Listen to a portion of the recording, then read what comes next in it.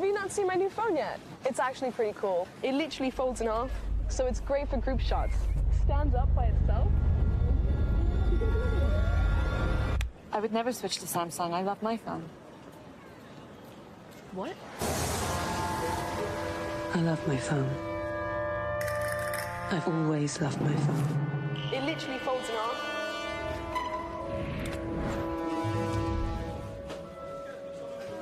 Stands up by itself. Stands up by itself. It's actually pretty cool. But I would never even think about switching. You see, I love my phone. I would never switch to Samsung.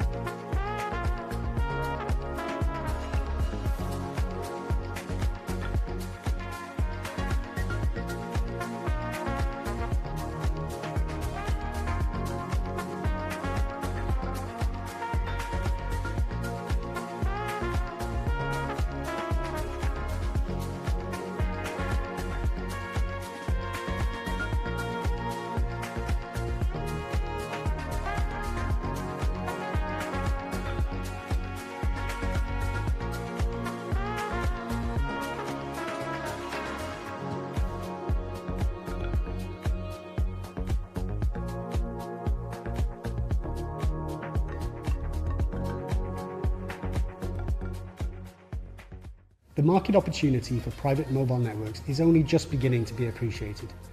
It's an exciting area of significant growth in the mobile industry, which already touches many companies and verticals across more than 70 countries globally.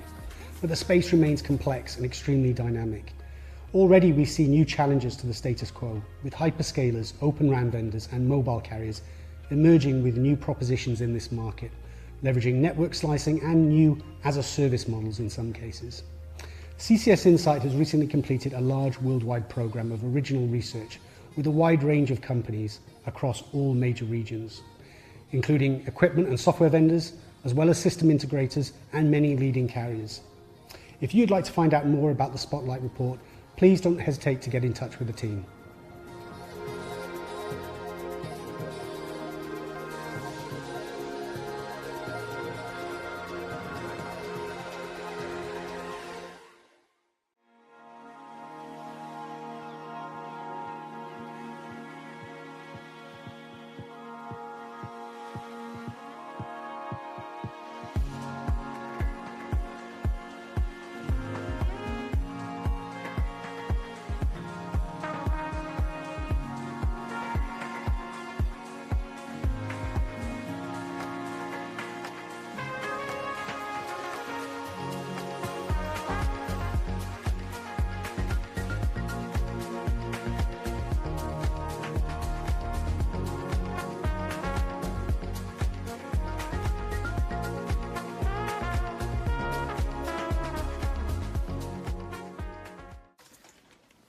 This could be a problem.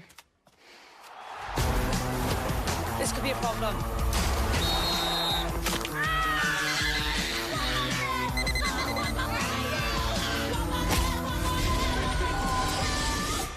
Women be problems every day.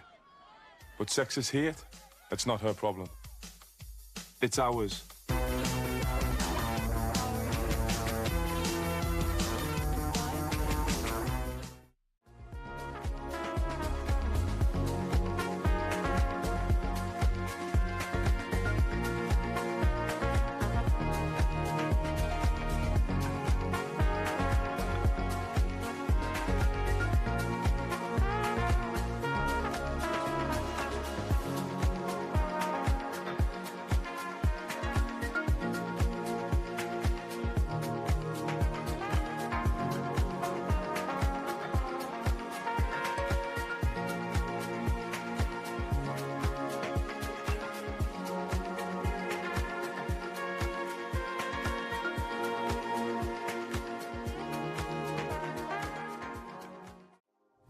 People own more and more connected devices, which they value highly and use often.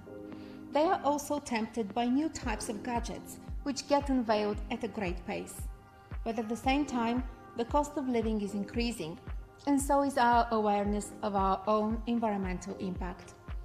So people are changing the way they buy and use devices, and are looking for ways to prolong the useful life of what they already own. Our Connected Consumer Radar is a regular global survey tracking people's attitudes towards connected devices and, importantly, their intentions for the future. It helps business leaders like you navigate the changing consumer expectations and discover new opportunities. Get the regular insights from the Connected Consumer Radar and keep ahead of evolving trends.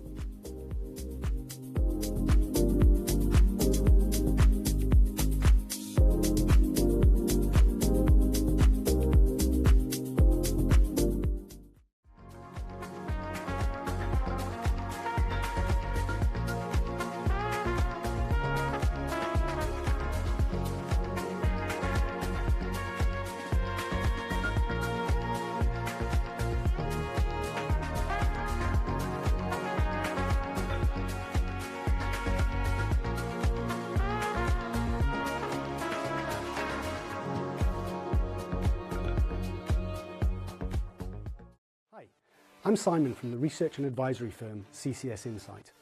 I lead our channel and supply chain team and would love to speak to you if you're working in the telecoms industry and need to understand how the world's biggest tech industry is recycling and reusing pre-loved devices in its effort to extend their life and reduce the industry's impact on the planet. The research delivers a detailed outline of an industry which is intrinsically complex and changing at pace. We have an ongoing dialogue with the leading companies in this space across all major regions, who share valuable data and information with us in return for our aggregated market view. The information we deliver is original, detailed, accurate, and goes deeper than other research in this area.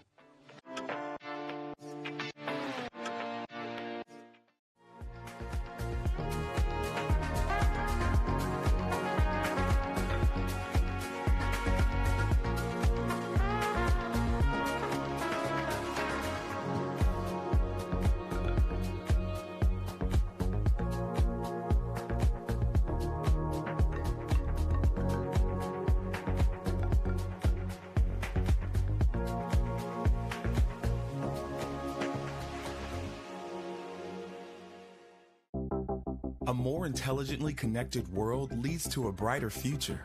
At Qualcomm, we're creating technology solutions to take on some of the world's biggest challenges. See us, where 5G and AI help make our streets safer by making city infrastructure smarter. And where 5G and AI help transform manufacturing to be more efficient and less wasteful. Join us in creating a world that is more intelligently connected.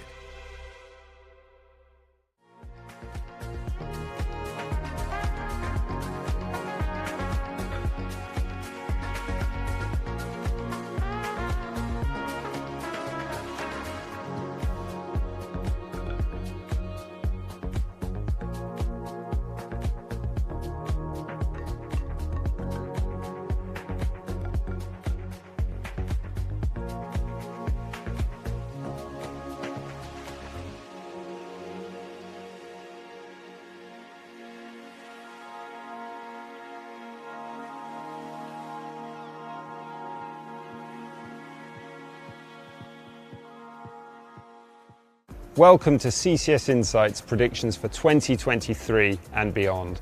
My name is Geoff Blaber, CEO of CCS Insight, and we welcome you from London's Barbican Centre. Over the next few days, the team will walk you through our expectations and predictions for the next few years and beyond. We hope you enjoy.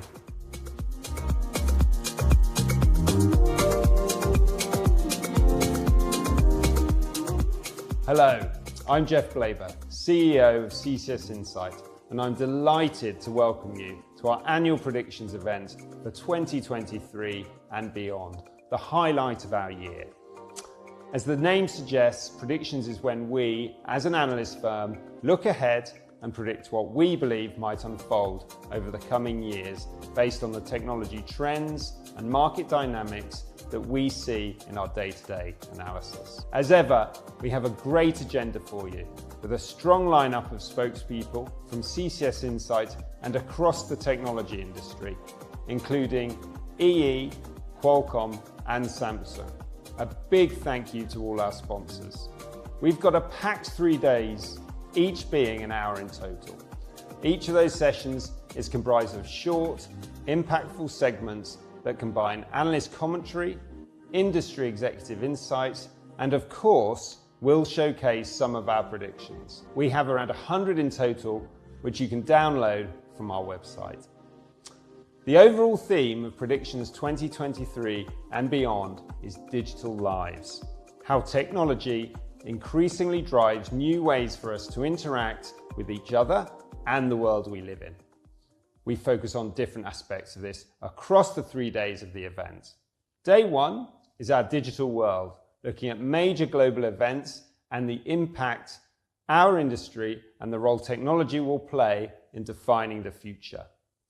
Marina Koytcheva will start us off, scoping out the macro market picture, followed by James Sanders, taking us through some of the dynamics impacting cloud computing. Like James, Wayne Lamb will report from the US West Coast, but will cover the semiconductor landscape. We'll also be talking with Wassim Chourbaji, Senior Vice President, Government Affairs and Public Policy for EMEA at Qualcomm, and we'll be covering the regulatory factors we see taking hold. To wrap up, we'll have a short, lively debate amongst some of our analysts about the implications of some of our predictions. Day 2 zooms in a little, focusing on digital communities, examining how personal and professional spheres become increasingly digital domains. Bola Ratibi hosts the session and kicks things off by discussing topics such as enterprise tech user trends, security and sustainability with Maria Bell. They are followed by Kester Mann, reviewing operator strategies for connecting these communities, and Richard Webb, looking at the changing infrastructure underneath that. We'll have an interview with Mark Alera, CEO of BT's Consumer Businesses, to put that in context.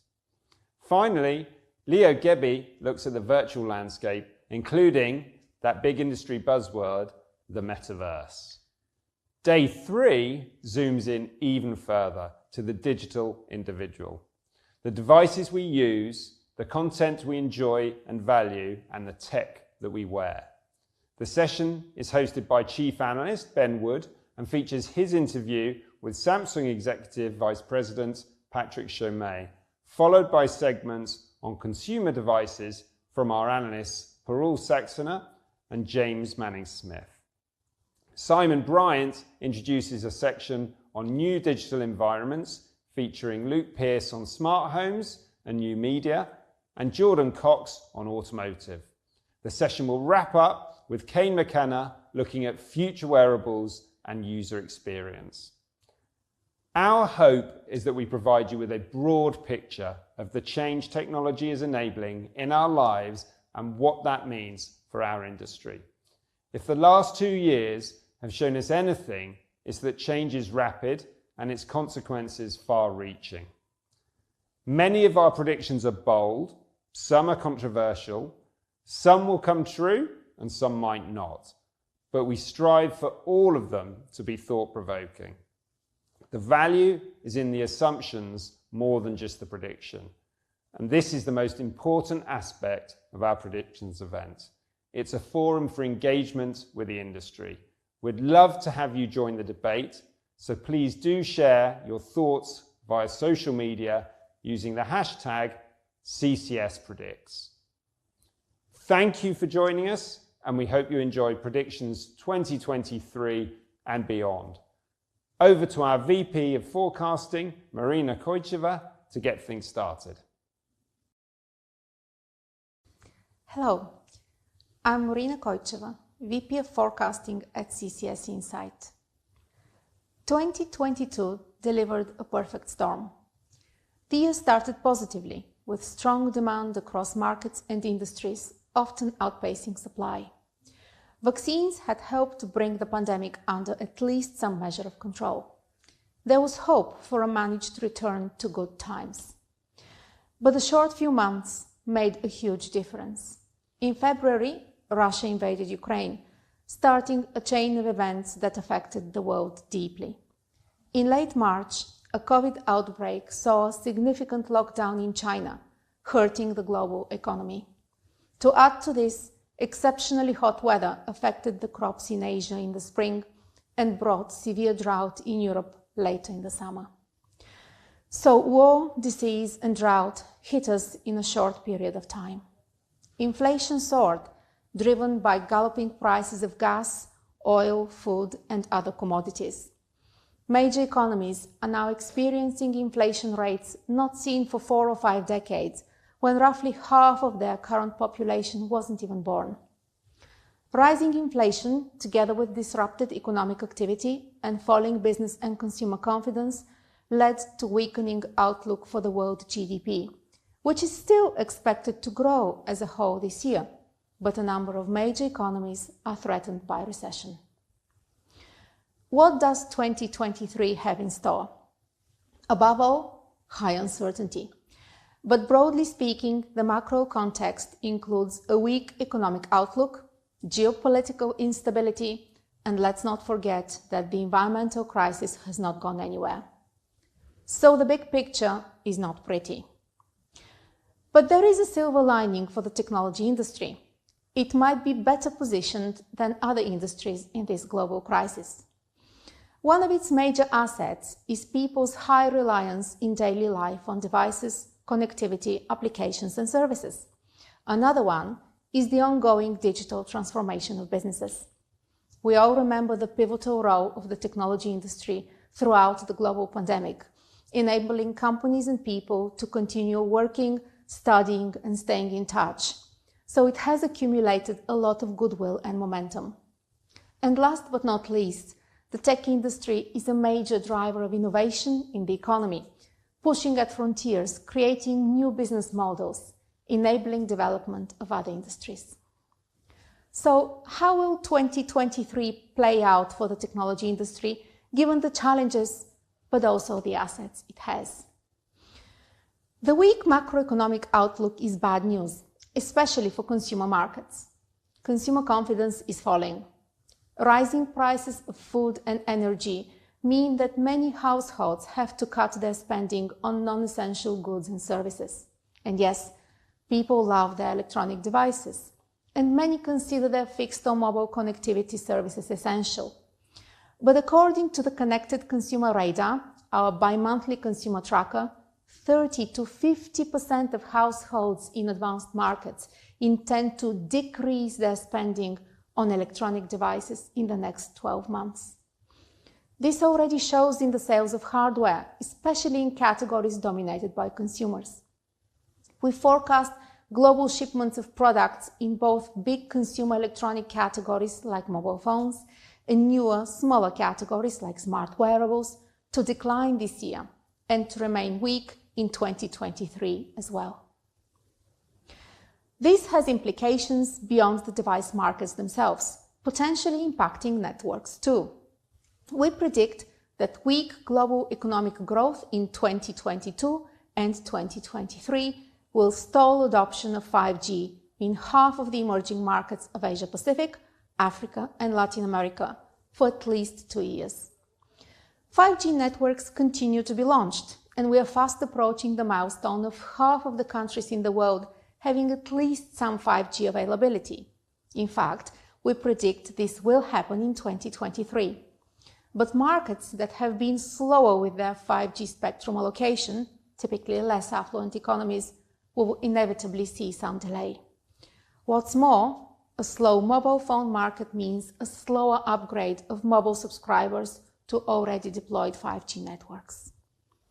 But it's not bad news all around. Consumer confidence is crumbling, but business confidence, while also falling, is holding up better. This means that momentum continues in enterprise technology sectors. Many businesses, which started on a journey of digital transformation in the pandemic shock of 2020, will continue with it even in the face of tough times. We predict that a post-pandemic recalibration of enterprise strategy will drive 15% growth in IT investment in 2023 and 2024. Of course, some of that 15% growth will be driven by increased costs of hardware, IT services, and IT talent, but some of it is a testament of the unstoppable process of digitalization of the business around the world. Moving on to another one of the major challenges of 2023, that of geopolitical instability.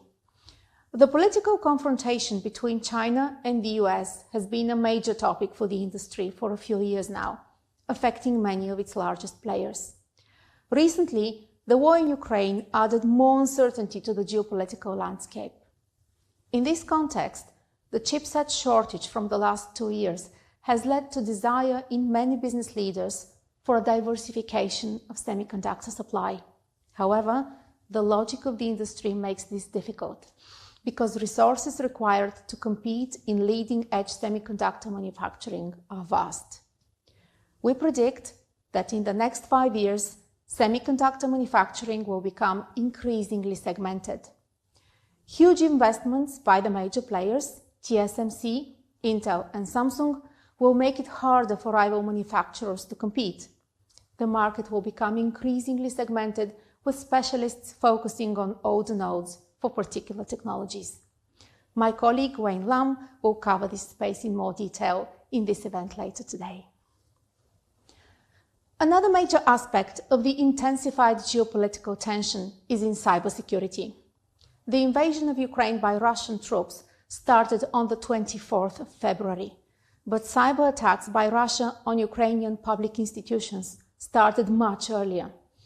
National-level cyber attacks and cyber intrusion on political life have affected many countries. Political leaders now take cybersecurity very seriously, so we predict that by 2027, at least 3 governments will mandate cybersecurity standards for businesses deemed of strategic economic importance. This will cover not just utilities infrastructure, but also major e-commerce, financial, and healthcare organizations. This is a sobering reminder that technology can be used as a weapon, but it also plays a major role in providing stability and confidence to society. Finally, let's look at some implications of the environmental crisis for the tech industry. People are becoming more environmentally conscious, for sure, but greenness often comes at a cost. And at times when consumers and businesses have to tighten their belts, there is a risk that sustainability becomes less of a priority. Luckily, greenness often also means energy efficiency. We see technology companies embracing the message that being green pays off. We predict that from 2023, more and more personal electronics will be marketed on their energy efficiency. We expect consumer electronics to adopt similar efficiency rating scales as seen for domestic appliances, something already proposed by the European Union. The technology industry is in fact very active in its sustainability efforts, even if this is not always fully appreciated by consumers. We expect these efforts will intensify further. We predict that by 2027, commitment to recycling old devices will be a differentiating factor in the electronic device industry. We expect the rate of recycling to become a metric that device makers will start sharing in their quarterly earnings as financial markets reward greener companies and sustainable initiatives become a competitive metric for business reporting. So the world is facing difficult times ahead. One question that always exists in turbulent times is who will win and who will lose? Every crisis transforms the competitive landscape. Of course, it's almost impossible to predict who will take risks that will pay off and who will make mistakes. But we can predict some shifts in market dynamics.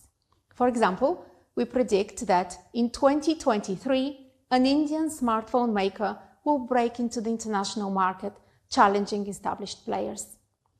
The increasing polarization of the market and shift towards value for money will favor players who are attuned to what cost-conscious consumers want. and Indian smartphone makers certainly fit the description. They will benefit from support and incentives from the Indian government, and over time, also from the economies of scale of their domestic market, allowing them to look for international expansion. Going beyond the technology industry itself, technology companies are known for their ability to shake up traditional industries and business models and reinvent them. No one does this better than the agenda setters, the tech giants. Here is a prediction about one of them. Amazon's diversification into new industries will cause shockwaves in 2023 as the company returns to its pre-pandemic strategy of expanding into other industries like pharmaceuticals. We have plenty of other predictions related to disruption in healthcare, automotive, and other industries, and you will hear some of them from my colleagues throughout the event. So, to sum it up, challenging times may be lying ahead of us, but history shows that the technology industry knows how to make the most of opportunity, and we can be confident that whatever the next few years bring us, technology's role in our lives will only grow in significance. People own more and more connected devices, which they value highly and use often. They are also tempted by new types of gadgets, which get unveiled at a great pace. But at the same time, the cost of living is increasing, and so is our awareness of our own environmental impact. So people are changing the way they buy and use devices, and are looking for ways to prolong the useful life of what they already own. Our Connected Consumer Radar is a regular global survey tracking people's attitudes towards connected devices and, importantly, their intentions for the future. It helps business leaders like you navigate the changing consumer expectations and discover new opportunities. Get the regular insights from the Connected Consumer Radar and keep ahead of evolving trends.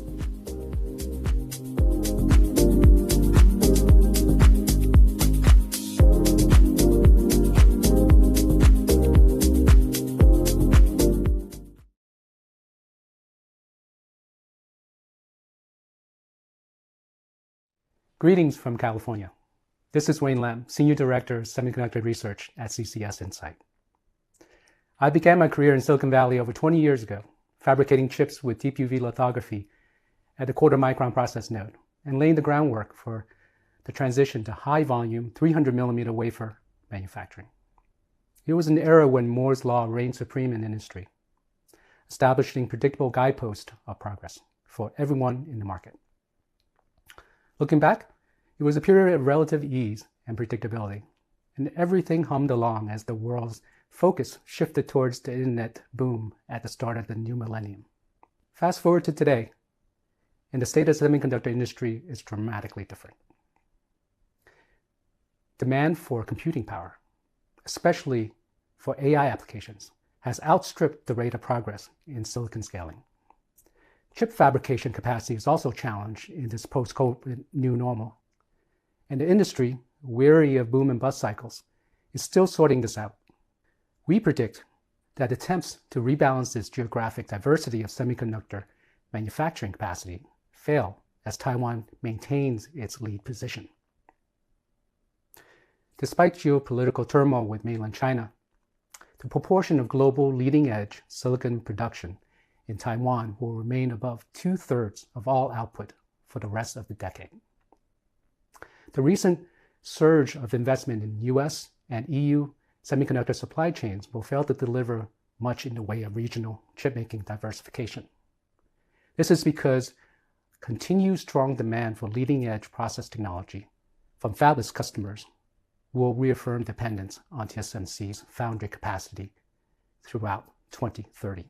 The future of semiconductors is fast becoming reliant on an exclusive club of large chip fabricators that have the wherewithal to continue massive investments in equipment, technologies, and mega factories. The industry trend forces a shift away from traditional integrated device manufacturer model, setting in motion some interesting market dynamics. Looking through this new industry lens, CCS Insight predicts that by 2025, Apple's spending on custom semiconductors exceeds $10 billion as it continues to design its own chips and outsource fabrication to leading-edge foundries. Apple's decades-long journey to create its own silicon continues to expand with its M-series chips built into Macs and iPads. The anticipated addition of custom 5G modems into its iPhone products will add $2 billion to its annual spending in this area. Although Apple is not considered a semiconductor manufacturer, its expenditure will put it into the top 12 globally in terms of semiconductor revenue. We expect Apple to crack the global top 10 rankings by 2026 as it relies more and more on in-house silicon for its growing product lines. New challenges beget new discoveries and business opportunities. The semiconductor industry is once again on the precipice of reinvention.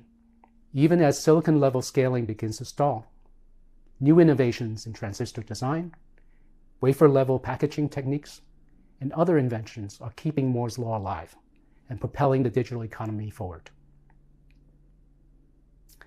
Semiconductors are recognized as so fundamental and strategic that governments have been compelled to step in to protect and support the industry. It took a global pandemic to make it evident that without predictable, uninterrupted progress and the technological gains delivered by semiconductors, the global economy would be in jeopardy. In summary, it all starts with the chips. Hello, I'm James Sanders. I joined CCS Insight this August as Principal Analyst for Cloud and Infrastructure. For this, my first predictions event, I wanted to start by acknowledging a shift in the way that compute capacity is consumed and the implications for how cloud platforms and traditional infrastructure will advance in the next decade. Throughout the history of cloud computing, the term cloud transformation has described the process by which enterprises migrate workloads from traditional infrastructure onto cloud platforms. Originally, these cloud transformations centered on the merits of lift and shift versus refactor and replace.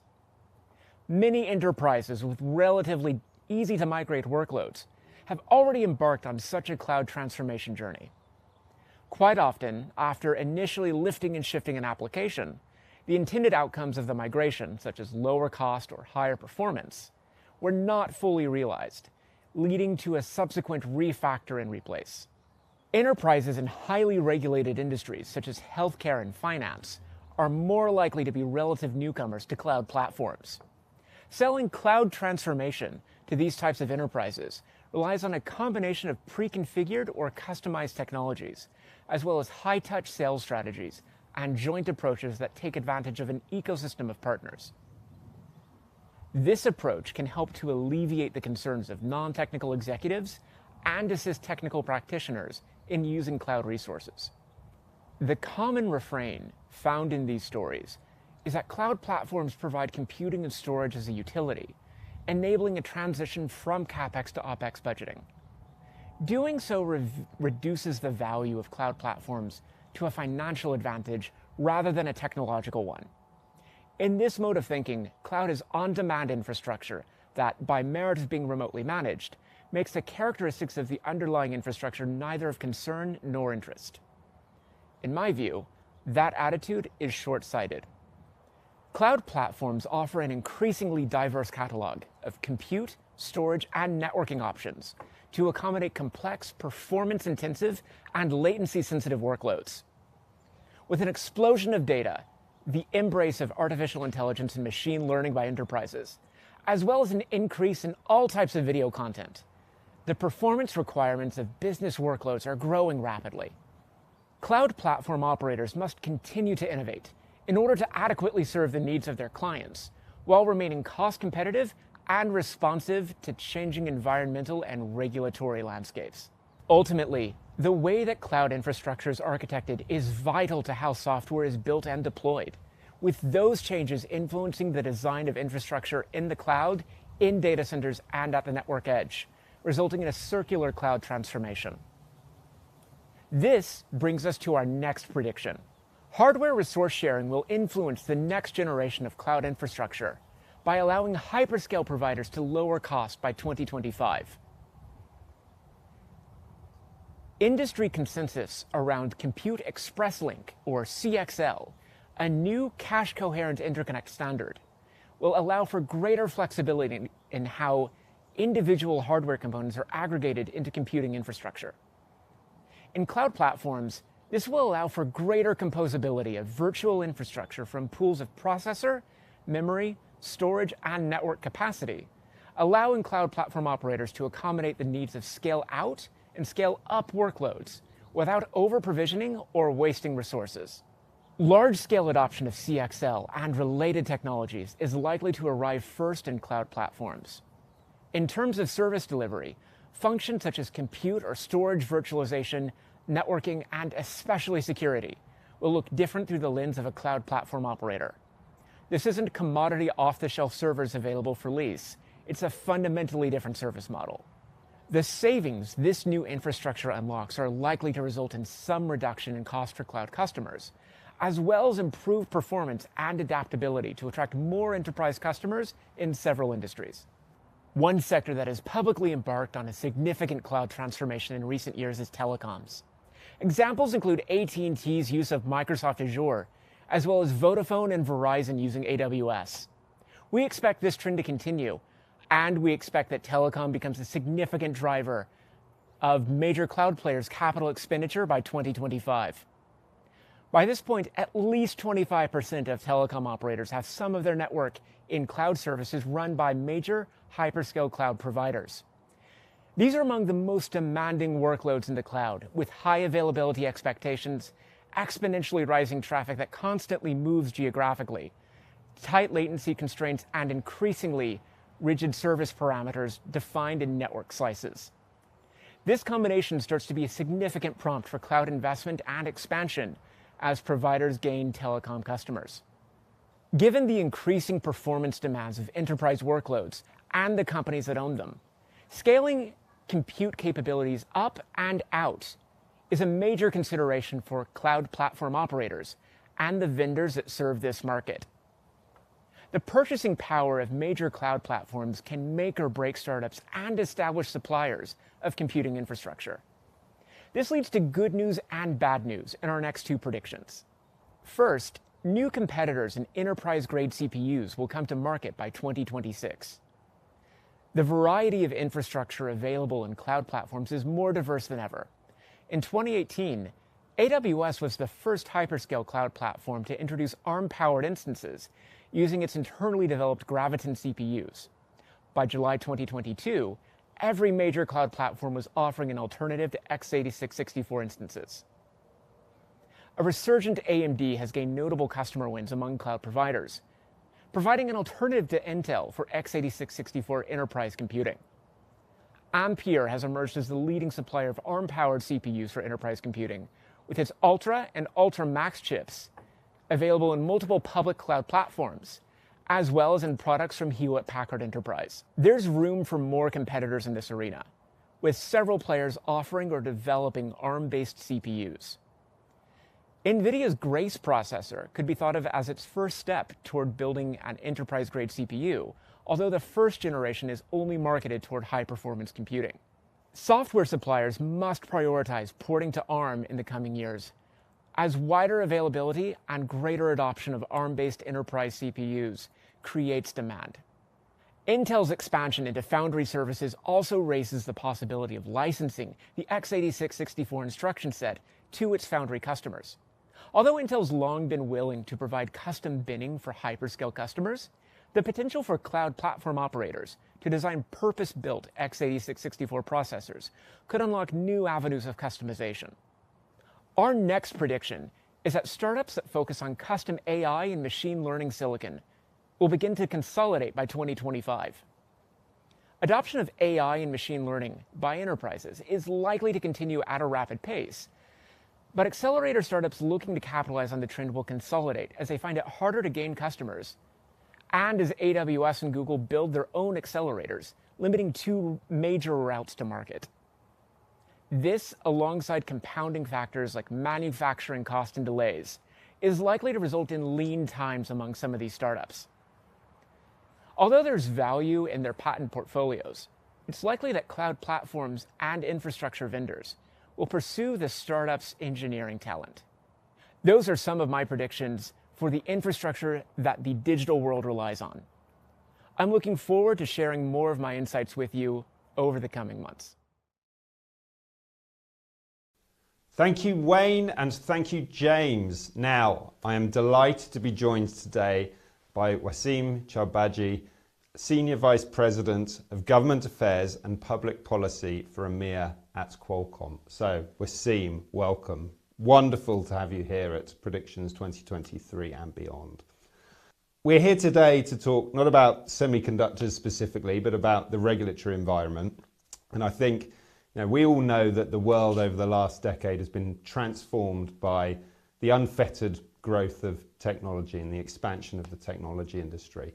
But that environment is changing somewhat, particularly in the EU. We're seeing a real change and a shift towards a far tighter regulatory environment. So perhaps we could start today just by exploring what the Digital Markets Act is about, and from a Qualcomm perspective, why it's important to you. So thank you for having me, Geoff. It's great to be with you today. DMA is the acronym, right, for Digital Markets Act, and it's basically a regulation. What it does mean, it does apply across the 27 EU countries. It has been recently adopted by the Commission and the EU. It will be enforced at EU level by the Commission. The aim simply is to create more contestability, more competition in the digital markets, and to create more choices and better services for consumers. And this is something, obviously, Qualcomm care about. So what are the key features in particular that you would draw on then that's important for Qualcomm and important for the technology industry at large? First, let me say a few words about the DMA and the key features in the DMA. So the DMA is a targeted regulation. It's an ex-ante regulation. It's not antitrust regulation. So everybody that's designated what's called gatekeeper has to comply with this regulation. So it does regulate, as I said, gatekeepers. These are large online platforms which offer core platform services. There are 10 of those, like operating systems, search engines, browsers, virtual voice assistants, and you name it. So 10 of those. And these are gatekeepers who are gateways between businesses and consumers. So we're talking about tens of millions of users and thousands of businesses.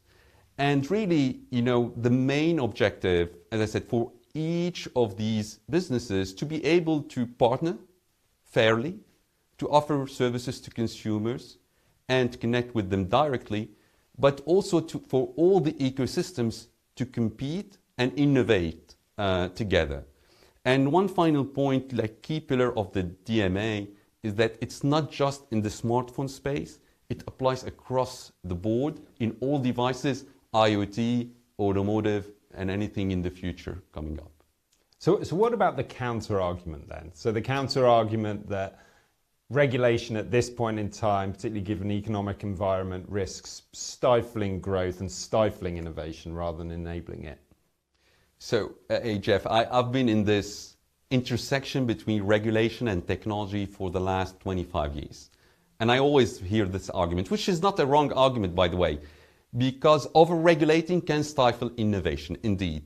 But it depends on the regulation. The regulation should be fit for purpose. And in the case of the DMA, it does not. I mean, what the DMA is looking for, as I said, is about opening markets, creating more innovation, more competition, more interoperability, portability for users. And all these are basic requirements for any functioning markets. Like, look at standards, for example, right?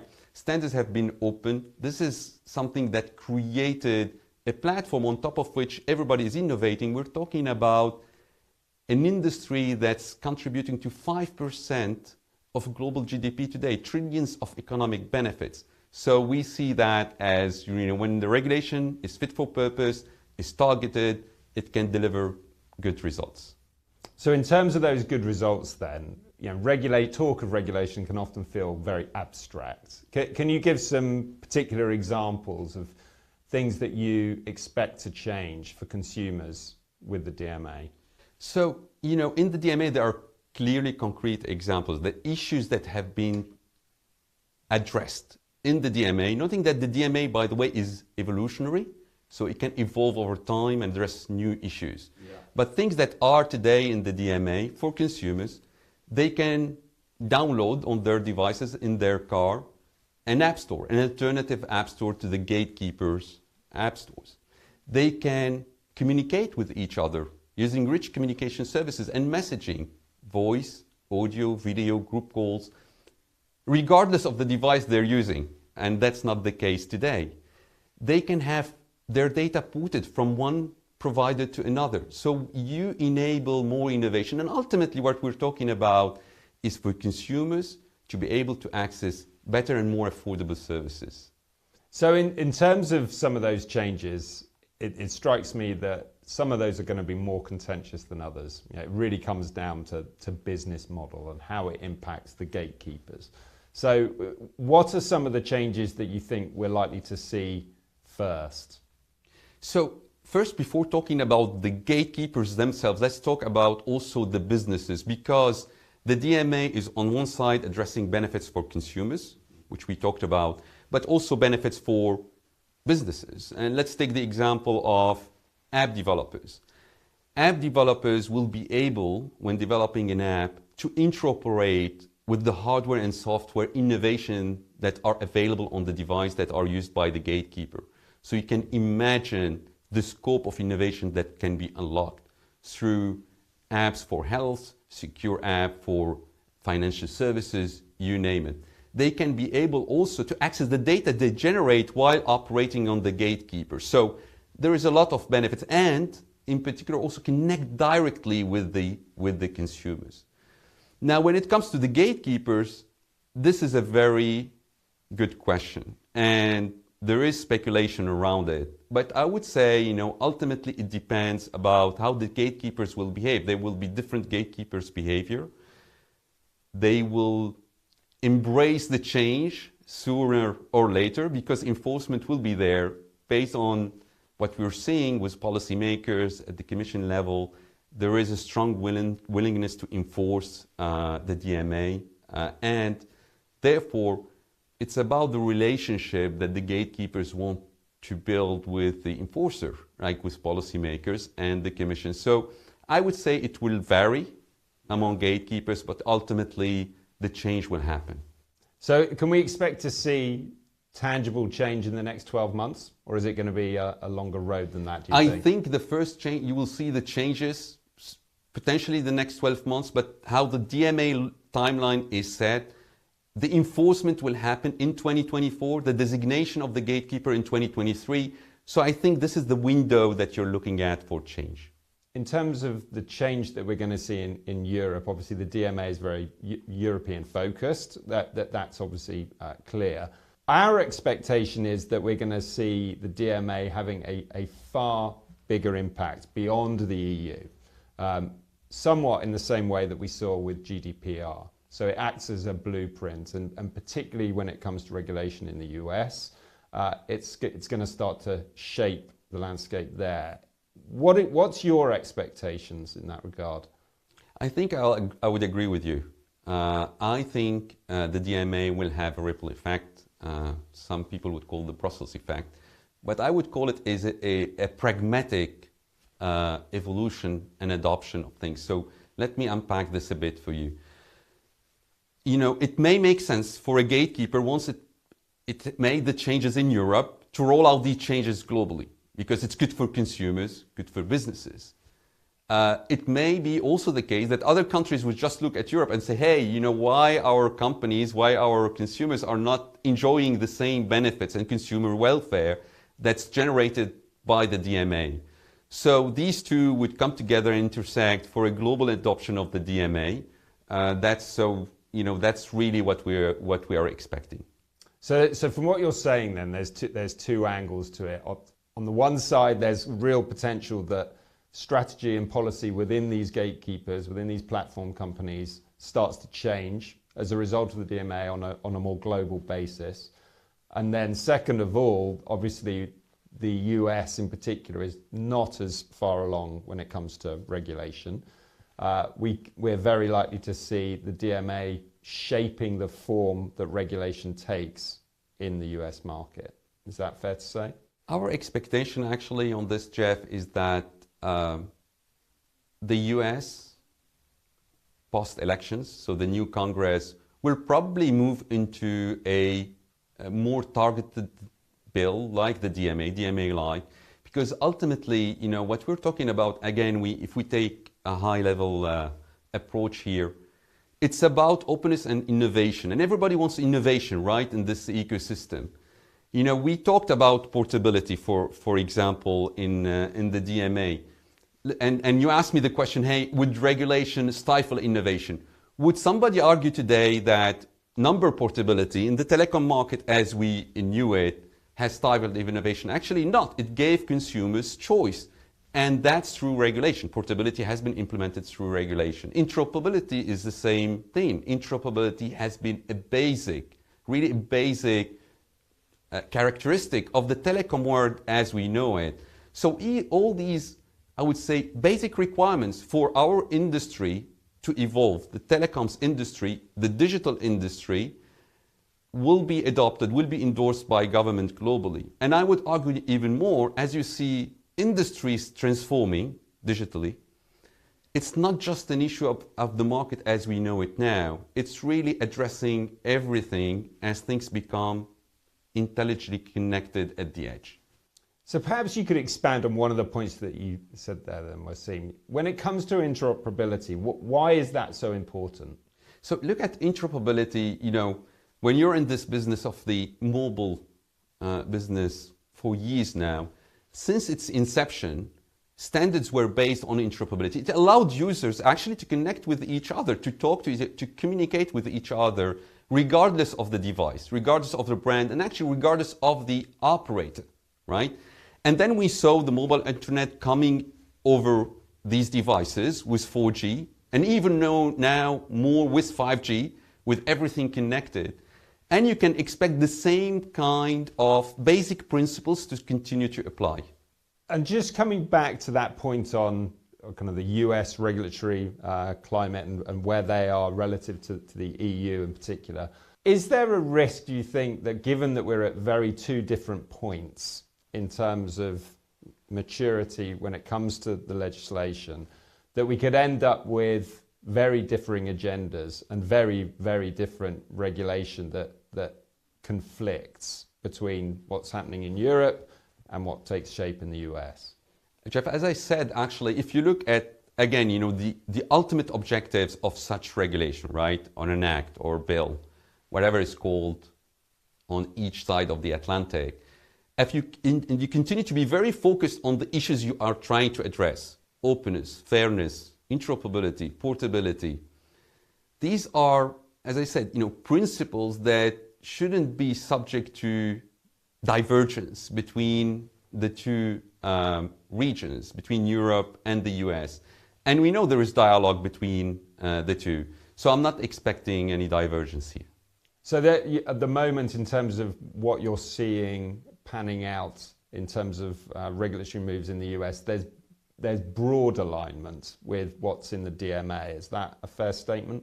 I think where the US stands right now, you have a number of bills being discussed.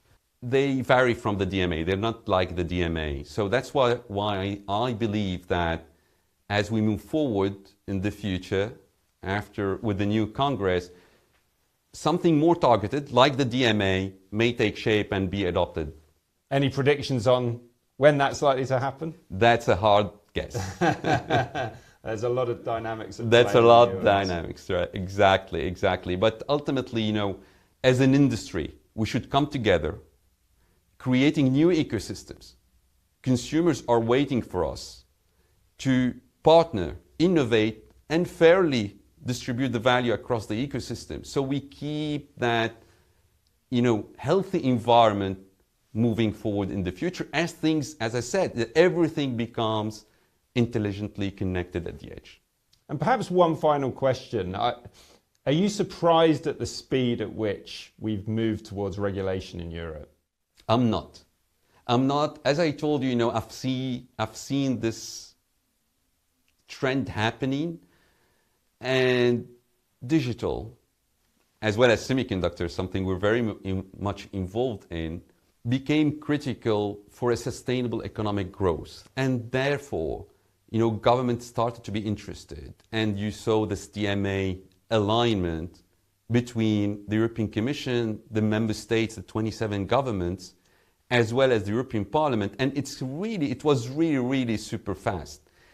And, as Qualcomm sits in the heart of this digital transformation, we look at our business model and we say, hey, this is really compatible because we create horizontal platforms that are open, interoperable, whether in 5G, AI, semiconductors, the metaverse, automotive, IoT.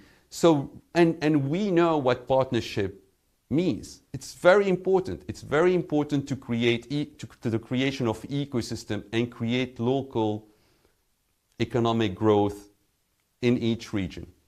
Wassim, that was a fantastic discussion. Thank you ever so much for joining us. Thank you very much, Geoff. It was really a pleasure, and I was delighted to be with you today. And with that, let me hand over to Richard, who'll be hosting a roundtable with several of our key analysts. A more intelligently connected world leads to a brighter future. At Qualcomm, we're creating technology solutions to take on some of the world's biggest challenges.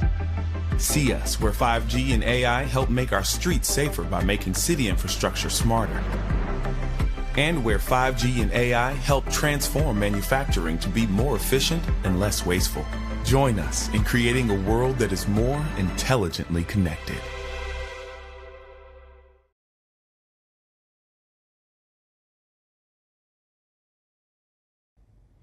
Hello and welcome.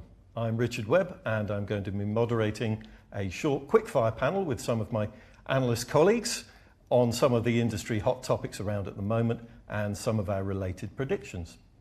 So to start things off, we're going to talk about the area of satellite. There's a lot of activity in that at the moment, a lot of headline-making announcements going on, featuring a certain Mr. Elon Musk, of course. I know you've been looking at this area, Kester, so what have you seen? Are we going to see satellite usurp 5G, or is it going to be complementary? How do you see that playing out? Yeah, thanks, Richard. I think certainly satellite, hardly a day goes by now, does it, without there being some form of announcement around it, and it's a big part of our Day 2 event tomorrow. Will it usurp 5G? No, not for me. I think satellite is all around coverage, about filling in connectivity gaps. It's not really going to rival terrestrial fixed and mobile networks for bandwidth and performance, but I do think there is absolutely a place for satellite, and I think it will complement existing technologies very, very well indeed. In terms of who are going to be the leading players, I think probably the answer to that is those with the biggest and deepest pockets. Satellite is an astronomically expensive game to get into. One prediction we have this year actually is that Starlink is divested from SpaceX, and potentially this could give it the opportunity to raise capital to launch more satellites, offer new services and so on. Even more satellites. Even more satellites flying around, I know. Let's see if that one happens. But I think that certainly satellite also is an area where we've seen some spectacular failures in the past, haven't we, as well? So nothing should be taken for granted. But I think we're going to need them. I mean, it was interesting at the Apple launch a few weeks ago. We saw them taking satellite connectivity and putting it into mobile phones, yes. Which I know we talked about it a lot. The idea that traditional satellite phones had these enormous antennas on them, and this is really a kind of edge use case around. If you happen to be out in Yosemite and fall over and twist your ankle, you can let someone know. More likely to happen in the Sainsbury's or supermarket car park. But I think it's really interesting, and that we saw this huge flurry of announcements around that. Google, Qualcomm, who else did we see there? Huawei did it as well, and even a small company here in the UK, Bullet, who make rugged phones, which is probably a closer use case to where satellite needs to be. But I think what we're going to see, and you talked about this pool of connectivity, I think we will probably see all these complementary, whether it's near-field connectivity, satellite, cellular, all coming together to enrich the experience. How expensive is that going to be to have one of these things? I mean, surely because you're not going to have necessarily mass market adoption, it's going to be quite pricey, aren't they, do you think? Or well, this is the interesting thing, Richard, which is satellite phones have always been unbelievably expensive, but Apple, in one throw of the dice, have democratized it. I mean, they're even saying for the first 2 years it's going to be free, because I guess they are banking on the fact that it is a bit of an edge use case. And we're seeing that we're at a situation where they can take the bet and build a picture around the fact that if Apple can offer this extra connectivity and this extra capability, it just enhances their bigger picture of what I describe as we've got your back. You know, we're looking after security, we're looking after privacy. Now, if you have a mishap in the middle of nowhere, we can help you as well. Okay, very good, that makes sense. All right, okay, moving on to the next topic, and it would be remiss to have a panel looking at hot subjects in the industry without looking at the metaverse, of course. So, is it really happening? Is it a little bit nebulous at the moment? What are we making of it? I know this is an area that you've looked at, Leo, so what are we seeing? I'm laughing, is it a little bit nebulous? Is exactly how, it's... There's a lot of attempts, I think, at the minute to try and separate out metaverse fact from fiction, and that is not easy to do because it is fundamentally a concept rather than anything concrete. But there are elements of it that are agreed upon, using more spatial computing and so on, and I think that's going to be what we really see is efforts to try and make more parts of the metaverse journey become more concrete and how we actually get to accessing a more spatial, online, interconnected environment. And there's a few elements to that. I think devices are hugely important, and what we have seen recently is some really, really notable improvements in the devices in the market. We have new VR headsets from Meta and from Pico as well, so some really, really interesting new devices which are pushing the boundaries. A huge speculation on Apple, Samsung, all the big names are they're reluctant to talk about it a little bit, but I think they're all coming in. Absolutely, and that's something that no doubt when some of these companies move into space, it's going to really transform the game. But I'm really interested to see how this unfolds in terms of the consumer experience, getting devices in front of people. Our research has consistently found that people are very, very excited about virtual reality when they try it for the first time and they find it a really impressive experience. So getting devices in front of new people is important. And but what about the networks? I mean, nothing's going to really make this work if you've just got headsets. It's going to be about connectivity, surely. So that's definitely part of it, and I think what has been really interesting is seeing some of the conversation shift around that in terms of how we go and put together a network that really can power the metaverse moving forwards, and that's something that the telcos have been very keen on talking about. I think it's a great opportunity for the operators. Think of all these new services, how nebulous they are at the moment. Eventually they're going to come and they're going to require really, really high bandwidth. One interesting prediction we actually have this year is around operators and the metaverse, that within a couple of years we start to see some metaverse branded services launched by operators. Now, I'm not sure about this. I feel operators need to be careful they don't get sucked into too much of the hype around the metaverse. It could go one of a couple of ways. Either help establish an early leadership, but at the same time, there's always that concern around confusing customers. And we've seen the attempts of early leadership with Meta, who've obviously, on the devices side, they've jumped in and decided to really try and own the space. And it's worked for them. They've established real kind of thought leadership. Consumers readily associate them with the metaverse, and we think they're going to just expand that by opening more and more Meta stores as well. So it really does show that if you can get ahead of the conversation, that can be really powerful. And Leo, I think you went to a Meta store in California in the first one. I mean, for people who are watching, it could be quite interesting because I know one of our predictions is that we predict there'll be more hands-on store kind of experiences. Maybe you could just give a couple of seconds on that because I found it fascinating when you told me about it. Yeah, it was a really, really impressive experience. I was surprised by how good it was, really. But yeah, Meta's first store, which was out in California, gave people the chance to trial the Meta Quest 2 headset. But actually, more powerfully, they actually displayed what was happening on the headset on this huge curved screen that, for all onlookers, really gave them an idea of what the person in the headset was seeing. And that was a really powerful thing to demonstrate what VR is like, even if you're not inside it. And I think, again, something that would be really powerful in terms of putting it in front of people, getting more people to actually see VR and, by extension, the metaverse in action. And I think that's something that we'll see a lot more of. Yeah, we'll certainly keep watching this space. Okay, another space we have been watching very closely is sustainability. We're looking at it really from the devices all the way through to the networks, but it's also very difficult, challenging times at the moment. So are all the green targets that we're hearing about from different device manufacturers, operators, so on, are they going to get missed or even wiped away completely? I know it's something you've looked at, Marina. What do you think? Well, indeed, I spoke about this earlier today.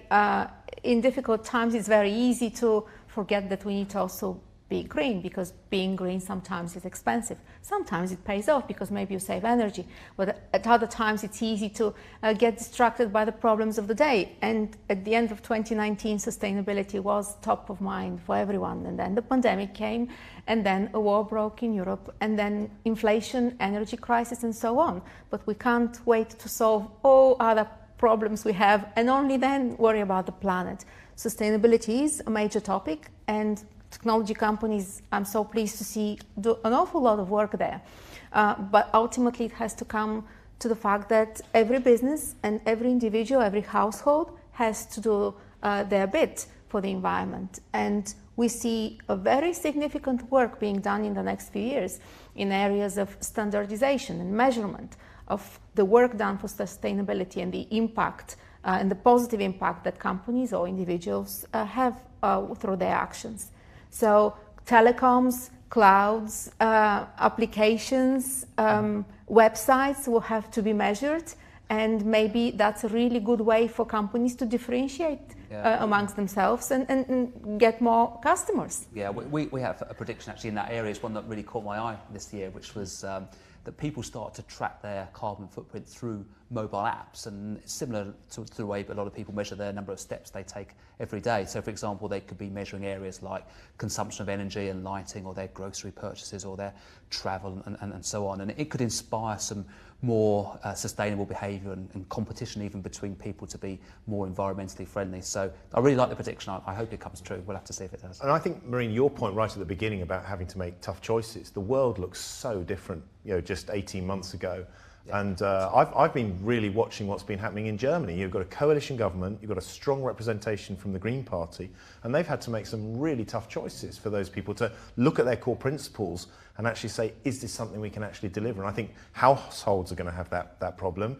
And some technology companies, I hope they don't, but they may feel they just have to deviate from some of what they've done. But let's hope that's not the case. Well, yes and no. I think that I'm not sure they'll have that choice, because consumers are becoming very environmentally conscious as well. And we see a lot of shifts in people's behavior. We see people trying to or willing to recycle devices, and they want to know that companies recycle what they return to them. People are willing to buy second-hand devices. People want to repair rather than throw away stuff. And I think hopefully we are moving towards less of a throwaway society and more reuse, recycle, repair society. And then I think for a lot of companies that will leave them less choice of whether they want to be green or not want to be green. They'll have to be green. I certainly think for mobile operators particularly, they don't really have a choice about it. I mean, radio access networks use a phenomenal amount of energy. So whether they really are doing it for green reasons or not, they've got to get those energy bills down, because the cost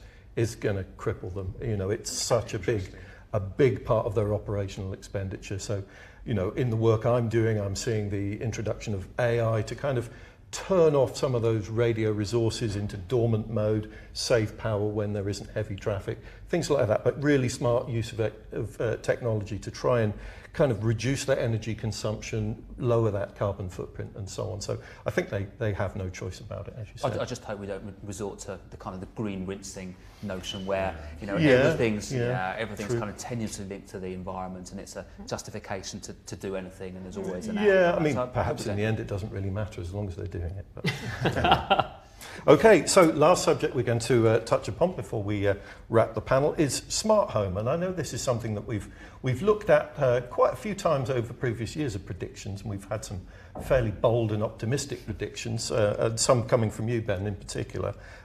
Is the market really developing? What are you seeing with smart home? Well, I have to say, if anyone's been following predictions for the last decade or more, they'll know that I'm very passionate about smart home, to the point that I've invested an enormous amount myself to have a very integrated smart home. And our vision a decade ago was that we were going to see a very integrated approach to smart home technology, and it would touch people's lives in a number of different ways. But it's interesting, I was at the big consumer electronics show, Europe's biggest, IFA, just a few weeks ago, and it was a bit like Groundhog Day. I've been going there for 10 years, and there were all these companies there again, actually looking at saying, well, we're going to deliver this integrated smart home experience. So I think if we reflect on it, it hasn't delivered on what we thought it would be. I'm disappointed from that perspective. There seems to be a lot of point solutions. There is one glimmer of hope, which is there's a lot of work going on with standardization, a protocol and standard called Matter,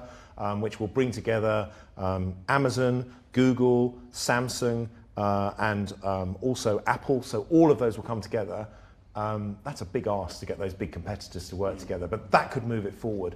But I mean, I guess, Marina, you've done loads on this with the connected consumer radar. And that's right. And I think the smart home may not have delivered a big bang and a big impact on the market in an obvious way. However, we do see in consumer research that over the last 2-3 years, smart home has made a big progress.